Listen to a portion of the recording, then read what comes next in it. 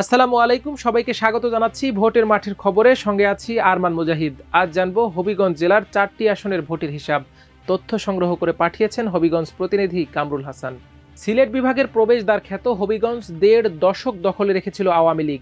রাজনীতির ময়দান কবজা করে রাখায় জেলাটি পরিচিতি পেয়েছিল দ্বিতীয় গোপালগঞ্জ হিসেবে। ছাত্র জনতার অভ্যুত্থানের সুবাদে ফিরেছে গণতান্ত্রিক পরিবেশ, আর ত্রয়োদশ জাতীয় সংসদ নির্বাচন ঘিরে সৃষ্টি হয়েছে ভোটের আমেজ।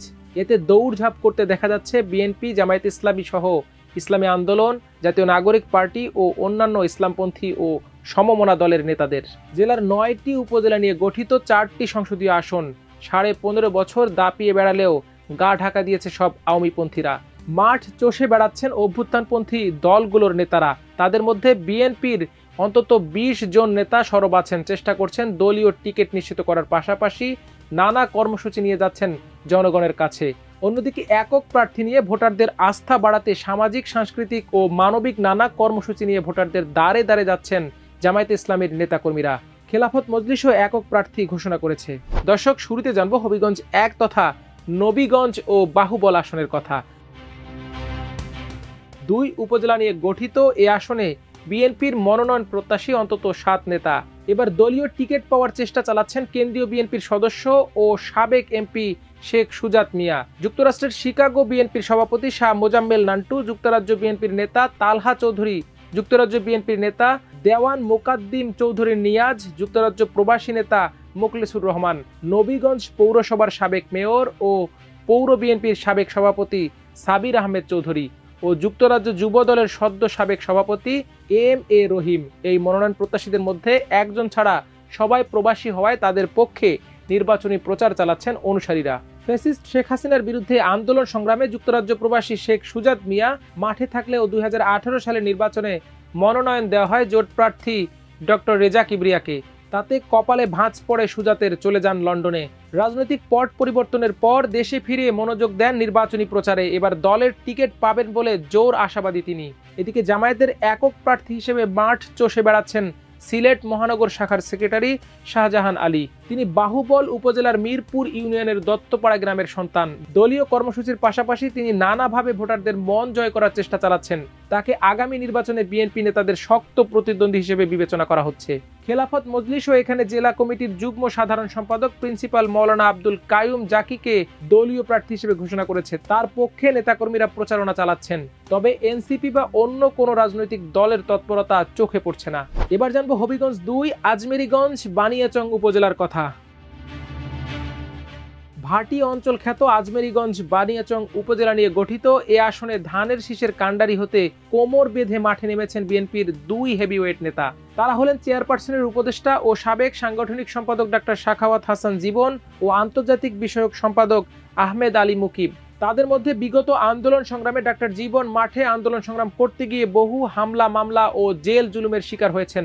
অন্যদিকে আহমেদ আলী ছিলেন প্রবাসে। 5 আগস্টের পর দেশে ফিরে নির্বাচনী এলাকায় চষে বেড়াচ্ছেন। বিএনপির এই 2 কেন্দ্রীয় নেতার শক্তিশালী প্রতিদ্বন্দ্বী হিসেবে জামায়াত অ্যাডভোকেট শেখ মোহাম্মদ জিল্লুর রহমান আজমিকে মনোনয়ন দিয়েছে। তিনি জেলা ছাত্র শিবিরের সাবেক সভাপতি, বর্তমান রাজধানীর হাতিরঝিল পূর্ব থানা জামায়াত ইসলামের আমিরের দায়িত্ব পালন করছেন। ইতোমধ্যে নানা কর্মসূচি দিয়ে ভোটারদের আস্থা অর্জন করতে পেরেছেন বলে তার দাবি। একক প্রার্থী দিয়েছে খেলাফত মজলিসও। দলটির কেন্দ্রীয় আমির মৌলানা আব্দুল বাসিত আজাদ 2018 সালে জাতীয় ঐক্যফ্রন্টের প্রার্থী হিসেবে ধানের শীষ প্রতীক নিয়ে নির্বাচনে অংশ নেন। এবারও গুঞ্জন রয়েছে তার দল বিএনপি জোটে যেতে পারে। সেক্ষেত্রে তিনি হতে পারেন ধানের শীষের পতাকা বাহক। এ আসনে অন্য কোনো রাজনৈতিক দলের প্রার্থীকে এখনো মাঠে দেখা যায়নি। তবে জমিয়তে উলামা ইসলাম বাংলাদেশের হবিগঞ্জ জেলার কমিটির সভাপতি হাফেজ মৌলানা মাসরুরুল হক বলেন, আগামী সংসদ নির্বাচনে হবিগঞ্জ 2 আসনে দলের কেন্দ্রীয় নায়েবে আমির শাইখুল হাদিস মৌলানা আব্দুর রব ইউসুফিকে মনোনয়ন দেওয়ার ব্যাপারে সিদ্ধান্ত হয়েছে। দর্শক, এবার জানবো হবিগঞ্জ 3 তথা সদর, লাখাই ও শায়েস্তাগঞ্জ আসনের কথা। 3 উপজেলা নিয়ে গঠিত আসনটি জেলার সবচেয়ে বড় নির্বাচনী এলাকা। একই সঙ্গে সদরের আসন হওয়ায় এখানে সবার নজর রয়েছে।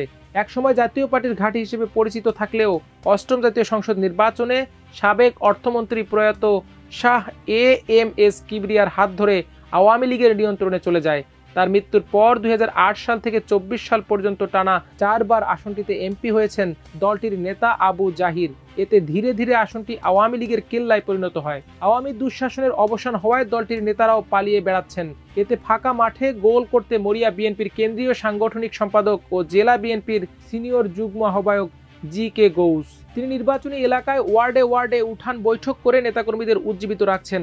আগামী নির্বাচনে ধানের শীষ প্রতীক পেলে তার জয় নিশ্চিত বলে বিশ্বাস নেতাকর্মীদের। এছাড়া জেলা বিএনপির যুগ্ম আহ্বায়ক ডক্টর আহমেদুর রহমান আবদাল ও অ্যাডভোকেট এনামুল হক সেলিমও দলের মনোনয়ন চাইবেন বলে শোনা যাচ্ছে, তবে তাদের কোনো তৎপরতা তেমন চোখে পড়েনি। এ আসনে জেলা জামায়াতের সেক্রেটারি কাজী মহসিন আহমেদকে দলটি প্রার্থী হিসেবে ঘোষণা করেছে।